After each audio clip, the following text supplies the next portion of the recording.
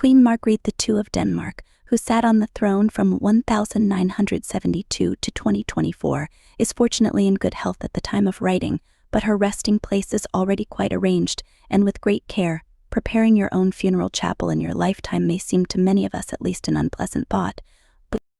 But if you are a monarch, it is very logical that you have a different view on the matter. Let's not forget that the tradition of rulers erecting a tombstone for themselves during their lifetime has been more than a natural custom since the earliest periods of monarchy history. Queen Margrethe II of Denmark commissioned the design and construction of her sarcophagus back in 2003. At that time, Margrethe had already known the Danish sculptor for some time, and Professor Bjørn Norgaard had previously had time to discuss the design of the Queen's sarcophagus with Prince Henrik. The author's controversial creation caused different opinions in Danish society. The sarcophagus is decorated with allegorical symbols of the Danish Queen's reign. It is made of materials from various territories of the kingdom, which also include tea. The base is made of French sandstone in tribute to the prince's homeland, while the three columns supporting the sarcophagus are made of Danish granite, Faroese basalt, and Greenlandic marble. The elephant heads on the columns are cast in silver. The transparent elements of the sarcophagus themselves are made of glass, with silhouettes of the Queen and her late husband engraved inside. The Queen has nominal, constitutional power in a democratic society. That's why I chose glass. The power has become transparent, or you could say it should be, Norgaard explained. The Queen will be buried in a crypt under a tombstone, but until then, the public will not see the original sarcophagus, which has been shielded from prying eyes since its installation. Bjørn Norgaard in Denmark is a very famous figure among the creators of modern art. Having received professional education, he managed to become famous for his very provocative actions back in the 70s. At one time, he attracted international attention with his performance Horse Sacrifice, during which in 1970 he sacrificed a poor animal in protest against the atrocities of the war in Vietnam. Incidentally, the videotape of this event is now a memorable event in the history of modern Danish art and is contained in the collection of the National Gallery of Denmark. In the 80s, already in the status of a professor, the Danish artist Bjørn Norgaard designed life-size color plans for 17 tapestries in the Great Hall of Christiansborg Palace, which was probably one of his most famous works. This series of full-wall tapestries, created in honor of Queen Margrethe II's 50th birthday by 1990, required 10 years of painstaking work. The Queen, who herself left a mark on contemporary Danish art, was undoubtedly guided by personal passions. The sculptor Bjørn Norgaard was commissioned to create a specifically modern tombstone that could at the same time fit into the interior of Roskilde Cathedral, where most Danish monarchs are interred.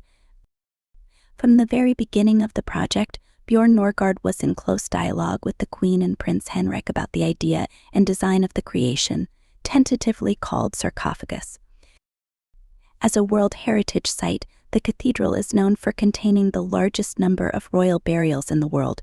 The very first tomb is that of Sven Estridsson 1019 to 1074, nephew of Canute the Great. The most recent tomb is that of Queen Ingrid 1910 to 2000. The tombstone within the walls of this Roskilde Cathedral is a long tradition and a kind of epitaphs to the life and deeds of the sovereign. The artist himself drew inspiration from the walls of the cathedral, walking here and there, reflecting on the variety of forms of local royal burials. But, see, he recalled, the closer I came to our present time, the more impersonal they seemed. It definitely has to do with our modern view of extinction and death. It's not the event we chant. It also dawned on me that all the monuments look hidden, which is not appropriate for our time when we live in the age of democracy and everything should be transparent. For this reason, the sarcophagus, or rather the cenotaph, is designed to be transparent. At the same time, death in a Christian context is also transparent. Death is not an end, but a transition to another life. At the same time, summer 2013, archaeologists began excavations at Roskilde. The cathedral in its present form was built in 1170 on the foundations of an earlier church. Archaeologists excavated the chapel of St.